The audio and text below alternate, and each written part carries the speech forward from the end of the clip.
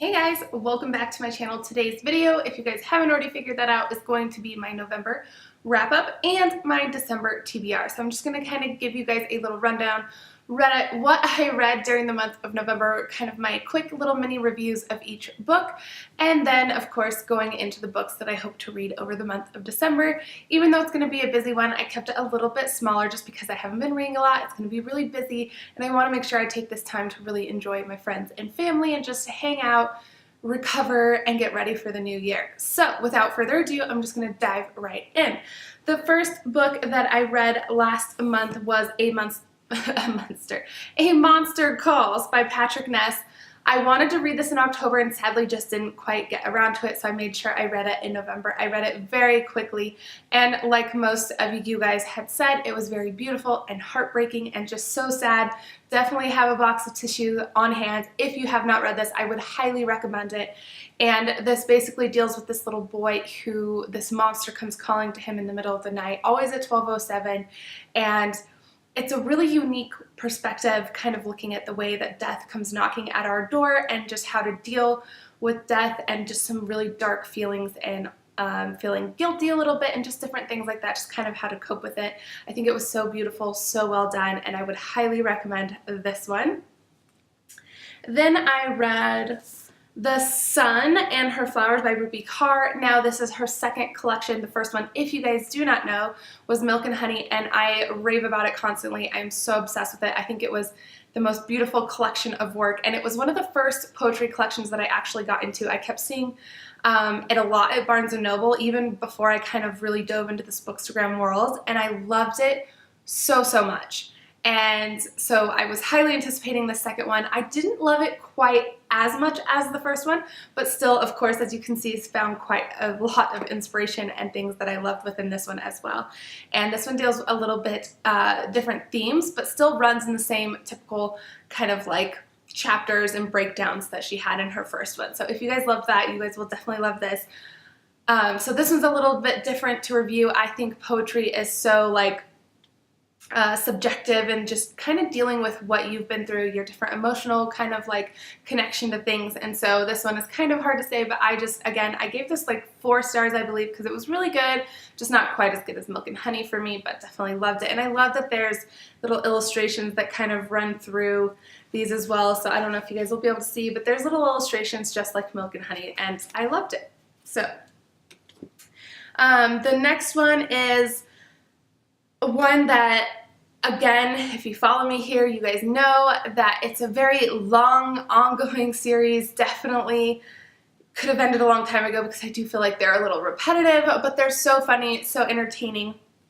And it is a series by Janet Ivanovich. It is the Stephanie Plum series, and this is Turbo 23. Takedown or Hardcore 24 or whatever that one is just came out too, and my mother-in-law bought that for me, so I can't wait to read that. But this one, like I said, they're very entertaining. We follow this girl, Stephanie Plum, who's pretty much just can't seem to hold a job, hasn't found like her calling, and so she basically becomes this like bounty hunter for one of her cousins and starts chasing all these people, and it's just hysterical. It leaves, you know, you like wanting more because there's some really funny characters like the grandma and Lula and the little love triangle that happens. Like, I just think these are such quick, easy reads that you guys would enjoy if you're looking for something just to kind of pick you up, get you out of book slump, or just something highly entertaining. This is it. And then I read, oh my gosh, an amazing kind of like mystery thriller suspenseful kind of read. And I at first wasn't crazy about the writing, and then as you start to go and you give it some time, it really adds to the element of the story. It is Good Me, Bad Me by Ali Lund. This is a debut. It is brilliant. I absolutely loved it, and I was hooked immediately because there's one line in particular. Now I don't know where it really is. Oh, there it is. So Millie's mother is a serial killer. So like immediately I was hooked because I have this strange obsessions with books that involve these serial killers. If you guys don't know, You and Hidden Bodies, I am so obsessed with, loved every second of it. It is a little intense, but it was so good, and I loved, you know, being able to kind of follow like, you know, the kind of like the bad guy and you fall for them and you love them. And so this was kind of something similar, although very different, because it involves mother and a daughter, and the mother is the serial killer and the daughter ends up turning her in. And so it's like going through this whole case and the whole like unraveling of it all. And it was so interesting and so unique. And you were constantly battling between like the good self and the bad self of this daughter and which one will choose to take over. So I found it so good, a page turner for sure, hard to put down, and I absolutely loved it. This is definitely going to squeak into the top like faves of the year, so stay tuned for that video as well. The last one that I read during this month, which is another series that I absolutely love and adore and rave about all the time, it is Sugar Pine Trail by Ray Ann Thine, and this is a part of the Haven Point series. These are generally themed around like holiday times, which makes it such a perfect cozy holiday read right about December. And I just freaking love this series. You can jump in at any point. I jumped in, I think, on book 4 or 5. And what I like about it is it revolves around basically 2 main characters, and then the author does a great job kind of telling you about everyone else in the community without giving you too much. So if you do want to go back and read kind of their story, you get that as well. So I definitely had to pick up. So I did jump in on 5. So I had to pick up 1 through 4, and they are available on Amazon. They're a little harder to get. I had to get them through third-party sellers, but I got them and I'm so excited. So this is a fantastic read. If you guys love Lifetime or Hallmark like holiday movies, this is for you. I kid you not. These are just the perfect little charming world and stories, and I love them and cannot get enough of it. So now I'm going to dive into the books that I want to read during the month of December. Like I said, I kept it a little bit shorter, so that was kind of helpful because of a lot of things going on. I'm sure you guys are busy as well. And the first one is actually book 1 in the Haven Point series. So this one apparently was extremely difficult to find. The publishers don't even have a copy anymore, but I did find it, like I said, through third-party sellers, and it was very cheap. I think all of them, the 1 through 4, I got them for under $5, so that was like awesome. And this is Angel Cove, and I'm just looking forward to going back, getting to know some of these other characters, how they fell in love, and just their stories. So this is one of the ones on my list. Again, perfect for Christmas time. Another perfect Christmas read is Christmas in London by Anita Hughes. This was sent to me by Get Read PR and St. Martin's Press, I believe. Let's see. Yes, St. Martin's Press. And I am so obsessed with London. I've been there twice. Both times I didn't want to come home. I just absolutely adore the people, the culture, the environment, the architecture. Like, it's just, I'm so, like, I want to go there, like, again. And I keep telling my husband I want to go there in winter because I think it would just be so magical. And this book showed up, and this is making it so hard not to just jump on a flight and go because I would love that. But at least I'll get to live through this kind of environment and this book, and so I'm really excited and just looking forward to diving in. Again, another perfect holiday read.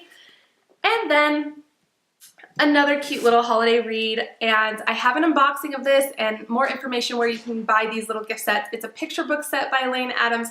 This one is one of the 3 that had arrived. It is The Santa Thief, and I just read this the other day as we set up like the Christmas tree, and it's so cute and so sweet, and I love that it's themed more about like the giving of Christmas instead of like the receiving and the presents kind of side of things, and how this little boy Georgie kind of learns about that. So it was super cute. Definitely recommend this. Again, links are below.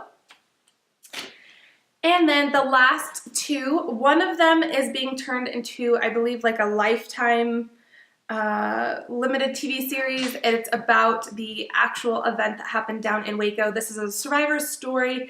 This is something that I think is going to be a really good read, but again, a little bit more difficult. It deals with some very heavy themes and some events that happened. And so I think it's going to be difficult, but I think it's going to be good. This is also going to push me out my comfort zone because I tend to read a lot more fiction, not as much nonfiction. So I'm just, again, looking forward to this and then kind of seeing how this is adapted into that TV show. So I'm definitely going to have to sign up for that and add that to the list of things to watch. The last one I have on my list for December is Emma in the Night by Wendy Walker, and I have heard so many fantastic things about this that I had to bump it up my TBR because I've probably had it for a month or 2, but again, every time I see it, everybody raves about it, and so I definitely want to add it. Plus, this will give me a nice little thriller for the month, which I do not have. They're all kind of warm, cozy, or heartbreak, so this one should be a nice little, page turner and kind of just steal me away for a weekend. So looking forward to this one. All right, you guys, so that's my November wrap up, my December TBR. I hope you guys enjoyed this video. If you did, leave it a thumbs up, and I have a couple more videos coming for you this week, so I hope you will stay tuned. Make sure you hit that subscribe button and the bell if you guys would like notifications the second a video goes up, and I will see you in the next one. Bye, you guys.